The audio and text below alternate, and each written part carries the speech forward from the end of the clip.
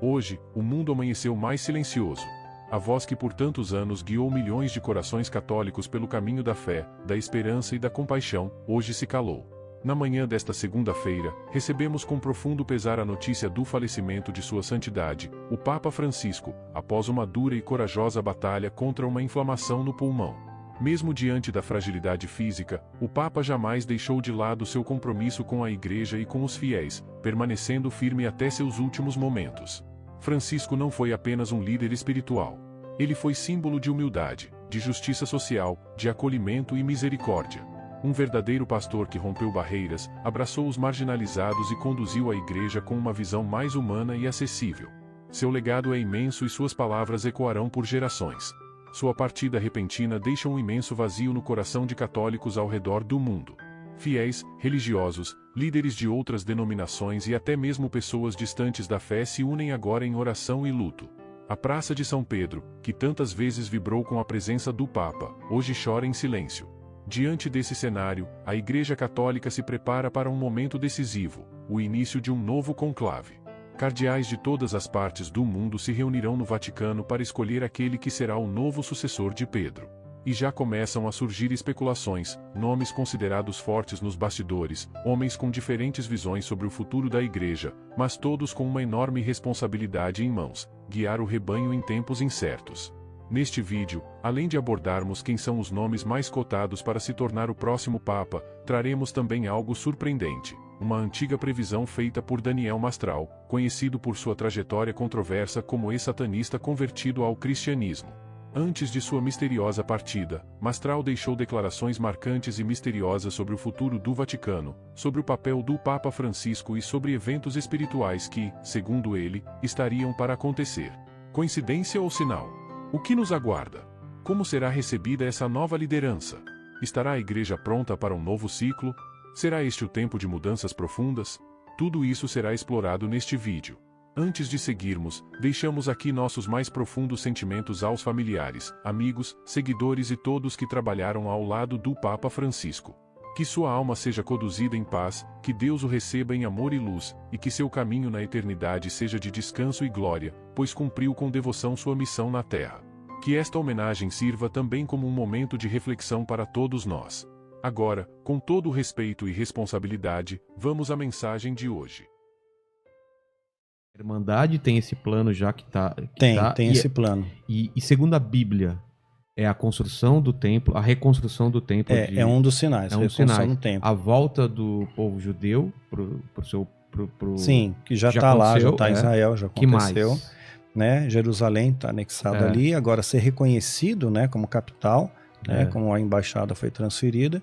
E se Israel for atacada, hipoteticamente, Estados Unidos rechaça, se Estados Unidos destruir aquele domo da rocha, acabou, né? E reconquistar aquele território que já era de Israel, pronto, tá tudo pronto. Tem o Instituto do Templo, quem tiver curiosidade, pesquisa lá na internet, Instituto do Templo. O que é? É um instituto judaico, eles estão preparados para a construção do templo. Eles têm a planta, eles já têm as vestes, têm os utensílios, tem o menorá de ouro maciço, custou não sei quantos milhões de dólares. Eles estão prontinhos, eles só precisam o espaço para construir. E se construir é guerra, né? Porque vai ter que derrubar. Vai ter que derrubar. Não é uma mesquita, é uma... O que tem lá no lugar? Eu acho que é uma mesquita. É uma mesquita? Acho que é uma mesquita, se me falha a memória. Então aquele local é bem complicado, né? Então se tiver uma guerra e explodir lá e os Estados Unidos reconquistar o território, não tem como brigar com os Estados Unidos. Né? Aí a China provavelmente vai estar do outro lado junto com... Sim, aí vira uma guerra mundial. E Armagedon é uma região lá, não é? É uma região. Agora, uma guerra nos dias de hoje, com bomba nuclear, já não é mais viável. A arma química, ela é muito mais eficaz. Você soltar um vírus na população. Arma biológica. É uma arma biológica. E você preserva toda a estrutura, a cidade inteira. Você não destrói prédio, não destrói museu, não destrói nada. Tem teoria, de que várias... Epa, tirei aqui, mas ainda está funcionando o áudio lá. Tá. De que várias armas biológicas estão sendo feitas em laboratório e muitas. O Covid poderia ser uma delas, né? Que Sim, escapou. Provavelmente foi. O que é a Irmandade? Porque tem uma coisa... A Irmandade falar alguma coisa sobre isso? Falava que seriam desenvolvidos armas químicas, armas biológicas, para causar um preparo na população para poderem aceitar vacina, ter mais ser mais submisso, né? Mais submisso. Né? E estão treinando, estão adestrando a população a ficarem mais submissos. Mas pra gente é complicado, porque de um lado a gente precisa realmente da vacina, a gente precisa, porque tá morrendo gente pra caramba, isso é real. É real. E por mas outro sabe o lado... que está acontecendo? Né? Não sei o quanto que eu posso falar aqui, mas eu tenho recebido notícias de seguidores, né? Então não sei se de repente a pessoa escreveu porque escreveu, né? Ou escreveu porque está acontecendo mesmo. Mas tem muitos hospitais que não tem mais leitos. Acabou o leito de UTI. Acabou. Acabou mesmo. Né? Agora imagina que você é um cara que tem dinheiro. Aí você chega lá pro médico, um cara mais corrupto, é o seguinte, eu te pago 10 mil pelo leito. Ele vai ver quem tá mais encacado, né? Que essa pessoa aqui vai durar uma semana no máximo. Eu aumento a sedação, diminuo o oxigênio e pronto. E não tem necrópsia agora. Agora é só Covid. Ah, é? Acabou a necrópsia. Não dá tempo de fazer necrópsia em todo mundo. Então, quer dizer, o negócio está ficando assustador, né? Tá mesmo. Então, quer dizer, eu sempre oriento, quem tem um parente com Covid internado, fica na cola. Visita todo dia, fica na cola, fica de olho. Só na última semana que morreu de gente conhecida, de parente, de amigo, cara, é absurdo. E não tem faixa etária. Não tem mais. Não tem mais nada. Aquela parte do Apocalipse que fala em Os 4 Cavaleiros do Apocalipse, né? Uhum. Que é o anticristo, a fome... Eu vou me ater ao que é principal, que está mais próximo da nossa realidade. O primeiro cavaleiro do Apocalipse, ele está no cavalo branco. Isso. Né? No cavalo branco, ele representa poder. Você vê Napoleão no cavalo branco, Dom Pedro no cavalo branco, o príncipe no cavalo branco. Poder. E ele tem um arco nas mãos, mas ele não tem flechas. E eu já li gente que fala que pode ser tanto Jesus Cristo quanto o anticristo, né? Não, é o anticristo. Então, mas tem uma linha que fala que pode ser Cristo voltando. Mas Cristo não apareceria com um arco. Sei lá. Então seria o anticristo. O anticristo. Tá. Ele vem com um arco nas mãos. E por que não tem flecha? Sabe onde está a flecha? Na nota de $1. A águia está segurando 13 flechas. Tá. Né? Que são as 13 principais famílias do mundo, né? 13 tribos também? Não, famílias, Bilberg. Os Bilberg, 13, as grandes famílias. As famílias por trás das cortinas. Por trás das cortinas, né? Tem muita coisa oculta na nota de dólar. Está escrito embaixo, Novus Ordo Seclorium, quer dizer, nova ordem mundial vai partir dali. Né? Tem uma corujinha, pirâmide. Tem uma corujinha escondida, né? Aquela coruja? Tem uma coruja escondida, nota bem no cantinho, assim, e ela representa conhecimento. Coruja é símbolo de conhecimento, mas é uma ave noturna, conhecimento das trevas, da noite. Enfim, tem um monte de símbolos. Eu tenho um vídeo que eu estudo sobre isso, Novus Ordo Seclorium, a gente estuda a nota de dólar. Então a flecha está lá, quer dizer, o poder americano está lá. Então o anticristo, ele tá no cavalo branco, que denota poder. E com arco sem flechas. Sem flecha, porque ele vai argumentar primeiro. Ele vai trazer a paz na oratória. Ele não vem pra guerra logo de cara. Não. Obama ganhou o Prêmio Nobel da Paz só por tentar trazer paz no Oriente Médio. Né? O Al Gore ganhou o Nobel da Paz, justo o Al Gore. Né? Também ganhou. Porque o Al Gore é suspeito, né? Ele joga golfe. Eu costumo fazer alegoria, né? Por que? O golfe tem a ver? Não, é uma alegoria que eu faço com os meus seguidores, né? Eu costumo falar que quem joga golfe faz parte de um clube de golfe, entendeu? Então são todos amigos ali. Entendi. Né? Então... Pode até simular que são inimigos, mas é todo mundo na mesma turma. Não, tá todo mundo... Trump, todos os caras jogam golfe. Claro, a Rússia ajudou sim nas eleições americanas, tal, então tá tudo amigo, né? Então é o clube de golfe. Então vamos lá. Primeiro cavaleiro do Apocalipse. Então é o anticristo. O segundo tá num cavalo vermelho? Já é o segundo ou não? Qual é a cor do segundo cavalo? Ele vai vir em pestes, né? Mas o primeiro momento, que é importante ressaltar, ele vem trazendo a paz pela oratória. E a Bíblia diz que quando houver paz e segurança, haverá repentina destruição. Então na hora que a gente achar, agora... Passou, nossa, cara. Passou. Então vai ser um cara que vai ter uma boa oratória, ele vai trazer uma falsa paz, né? Só que depois... vem a repentina destruição. E tem um detalhe, sei como tudo corrobora. Apocalipse 17 tem uma profecia que fala sobre um 8º rei, né? Sobre o 8º rei. Então, todo mundo conjectura quem é o oitavo rei e tal, né? E esse oitavo rei tem uma pista, diz que a mulher, ela está sentada, está deitada sobre 7 montes, né? 7 montes. Então, a Roma está sitiada por 7 montes. A mulher, a igreja, no caso aqui, a igreja corrompida. Seria a igreja, meretriz. a A meretriz, né? Aí o que acontece? O oitavo rei. Se a gente pegar o Tratado de Latrão, que deu poder de Estado ao Vaticano, o Vaticano tem poder de Estado hoje, né? Tem um Estado independente. Então foi feito um Tratado de Latrão, assinado em 11 de fevereiro de 1929. Foi assinado o tratado. Agora olha só como as coisas não são coincidência. Aí, a partir do Tratado de Latrão, começa então uma contagem de papas, né?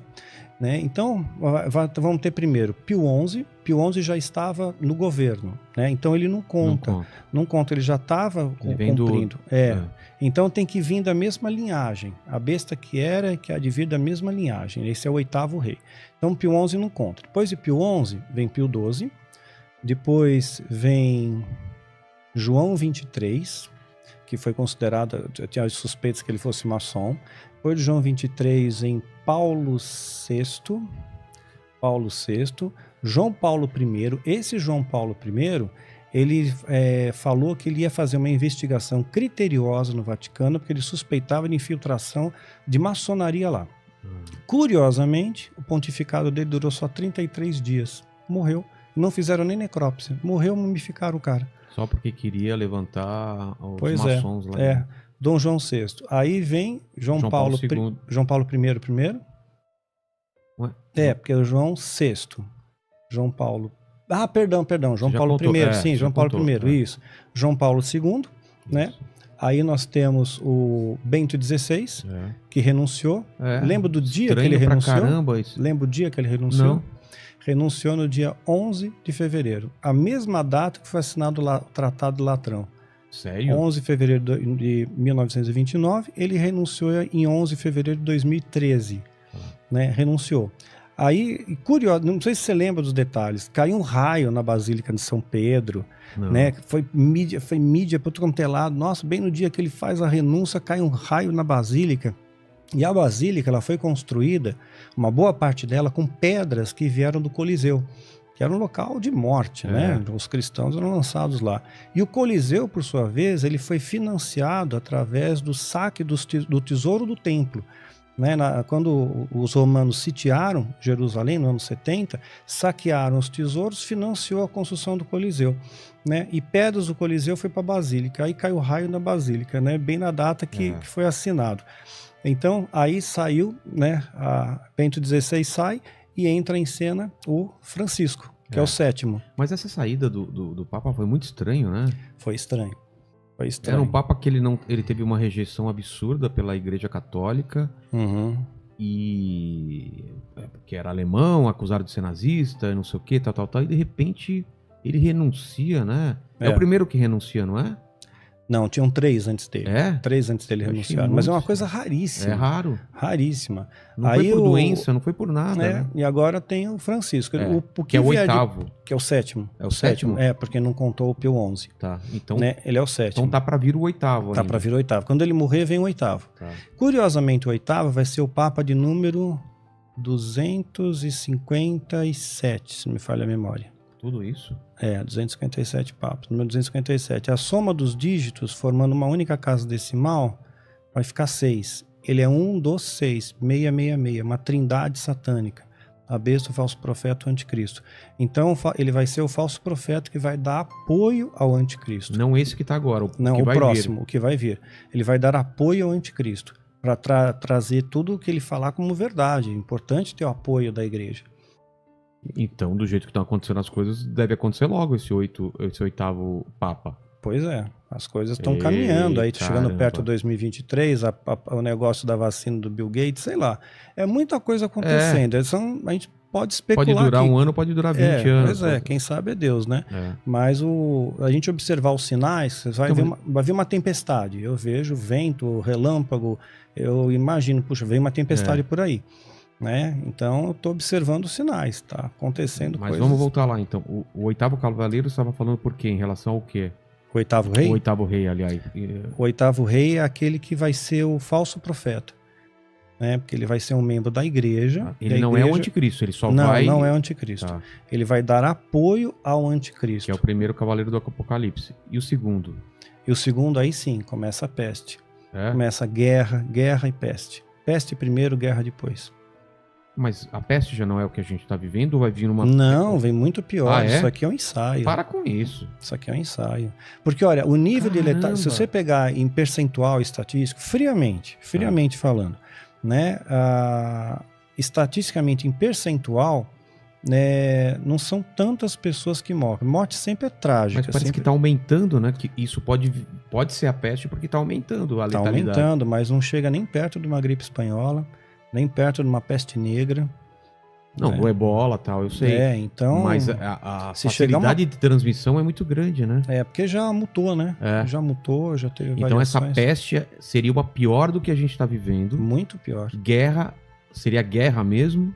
Vamos começar a ter guerras, rumores de guerras, a Bíblia fala sobre isso. Então temos 3 cavaleiros, e o 4º cavaleiro? É a morte? É sobre o cavalo pálido, né? Na verdade, o cavalo negro, né, que vai finalizar tudo, né, que é a morte mesmo, né, mas tem 1000 coisas que estão acontecendo no nosso redor. Eu sempre procuro orientar os meus seguidores a ir passo a passo, a viver um momento, senão as pessoas sofrem por antecipação. Exatamente, eu já estou preocupado né? aqui. Não, sofre por antecipação, tem que ir com calma, né, é isso que está dito para esse momento. Os sinais se emolduram ao nosso redor e nos dão essa indicação. Então eu tenho que tomar uma posição diante disso. O que eu faço? Eu procuro ter mais intimidade com Deus. Eu procuro dar mais valor às pequenas coisas. Sabe que fizeram uma experiência? Foi uma enfermeira até que escreveu um livro, né, de pessoas, pacientes terminais. O cara tá morrendo. O que esse cara que tá morrendo ele fala? Puxa, se arrepende. Eu tinha que ganhar mais 1 milhão. Eu precisava ter ido para Paris. Eu não visitei a Disneylândia. Não tem isso. Não. Né? Não tem. Eu devia ter passado mais tempo com a minha esposa, devia ter abraçado mais meu filho, ter um filho, passado mais tempo. Essa é a pegada, isso é a... Em uma sequência de 112 frases enigmáticas em latim, o santo irlandês São Malaquias registrou profecias relacionadas a futuros papas da Igreja Católica Romana. De acordo com muitos estudiosos dessa profecia, ele previu que haveria apenas mais um papa após Bento, e que durante o papado desse último sucessor ocorreria o fim do mundo. Essa intrigante previsão despertou o questionamento se o Papa Francisco poderia ser esse último papa mencionado nas profecias. A última predição completa de São Malaquias é a seguinte: na perseguição final da Santa Igreja Romana, reinará Pedro, o romano, que apacentará seu rebanho em meio a muitas tribulações. Após isso, a cidade das 7 colinas será destruída e o terrível juiz julgará o povo. O Papa Francisco, cujo nome de batismo é Jorge Mário Bergoglio, escolheu seu nome papal em honra a São Francisco de Assis. Uma teoria que busca confirmar a última profecia do santo irlandês é que o pai do Papa Francisco se chamava Pedro ou Peter. Em 1139, o então bispo Malaquias viajou de sua terra natal, a Irlanda, para Roma, com o propósito de prestar contas de seus assuntos e, curiosamente, lá recebeu uma visão estranha sobre o futuro. Essa visão incluía o nome de todos os 112 papas de sua época até o final dos tempos. Essa circunstância levanta a indagação se estaríamos agora vivenciando a última profecia de São Malaquias. O bispo Malaquias relatou suas visões ao Papa Inocêncio II, mas o documento permaneceu desconhecido nos arquivos romanos, até que fosse descoberto em 1590. Além disso, o Papa São Pio X também fez uma profecia relacionada ao futuro Papa, contudo, dessa vez, prevendo tempos de grande perseguição. Vi um dos meus sucessores, com o mesmo nome, que fugia sobre os corpos de seus irmãos. Ele se refugiará em algum esconderijo, mas depois de uma breve pausa, morrerá uma morte cruel. O respeito por Deus desapareceu dos corações humanos. Eles desejam apagar até mesmo a memória de Deus. Essa perversidade não é nada menos do que o início dos últimos dias do mundo. Curiosamente, o cardeal Francis Arinze foi previsto como futuro papa em uma revelação privada para um grupo de mulheres que rezavam pelos sacerdotes, conhecido como Brides of the Most Blessed Trinity. Em 1º de junho de 2003, uma dessas mulheres registrou a seguinte profecia: durante esta Santa Missa tive 2 visões. Na primeira, vi o cardeal Francis Arinze com o chapéu papal na cabeça. Ele estava sorrindo. Na segunda visão, vi Madre Teresa de Calcutá. Ela também estava sorrindo. Mais tarde, durante o almoço, compartilhei minhas visões com os 2 padres, e o padre Jude começou a sorrir. Fiquei muito surpresa ao saber que ele conhecia tanto o cardeal Arinze quanto Madre Teresa. Apenas as pessoas presentes foram informadas disso. O cardeal Francis Arinze era muito querido por todos e chegou a ser considerado um dos principais candidatos a substituir Bento como líder da Igreja Católica Romana em 2013, após a renúncia deste último. No entanto, ele estaria acima do limite de idade, pois teria 91 anos naquele ano. E apenas cardeais com menos de 80 anos são permitidos votar no conclave papal. Contudo, a eleição do Papa não tem limite de idade. E os cardeais poderiam escolher um Papa mais idoso após o longo pontificado do Papa João Paulo II, a fim de evitar um reinado muito extenso, como ocorreu com o Papa Bento XVI, que se tornou Papa com 78 anos. Quanto à visão do futuro Papa profetizada pelo Papa Pio X, onde esse futuro Papa escolheria o nome de Pio XIII, é interessante notar que o nome Pio é frequentemente escolhido pelos papas mais conservadores e doutrinários, enquanto os papas com abordagens mais pastorais tendem a escolher nomes como João ou Bento. De acordo com a profecia, esse Papa Pio XII reinará sobre a Igreja no início da tribulação e morrerá como mártir durante uma guerra, que será o primeiro evento desse período de tribulação. Vale ressaltar que essas são revelações privadas, e nenhum católico é obrigado a acreditar nelas. Somente o tempo poderá revelar a verdade. Enquanto isso, é importante concentrar-se no presente e continuar a rezar pelo Santo Padre, pois ele precisa muito de nossas orações. Que Nossa Senhora o cubra com o manto de sua proteção e o mantenha seguro contra o mal que possa assolar o Vaticano. Em nome do Pai, do Filho e do Espírito Santo. Amém.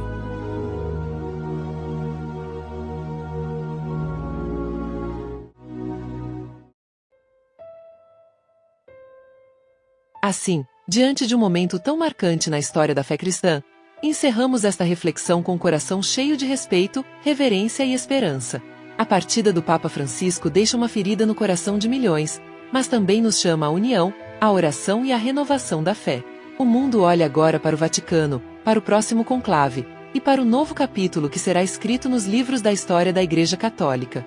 Mas antes de encerrarmos o vídeo de hoje, queremos abrir espaço para algo que vai além da notícia, além das previsões, além das análises. Queremos falar diretamente com você, que chegou até aqui, que ouviu cada palavra, que talvez esteja vivendo um tempo difícil. Sabemos que muitos de vocês estão enfrentando momentos dolorosos.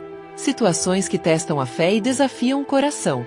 Talvez você esteja lidando com problemas financeiros, com dívidas, com portas fechadas. Talvez esteja enfrentando brigas dentro de casa, discussões familiares, separações, afastamento de pessoas queridas. Ou talvez a sua luta seja contra vícios, álcool, cigarro, drogas, compulsões que te consomem por dentro. Talvez você esteja carregando uma tristeza silenciosa, uma ansiedade constante, ou até lutando contra uma doença, sua ou de alguém que você ama. Nós vemos você, sentimos você, e queremos que saiba, você não está sozinho. Este canal não é apenas um espaço de informação. É um refúgio de fé, um ponto de luz para quem precisa de direção. E por isso, com todo carinho e sinceridade, te convidamos a deixar seu nome nos comentários, ou o nome de alguém por quem você quer interceder. Escreva também seu pedido, se quiser.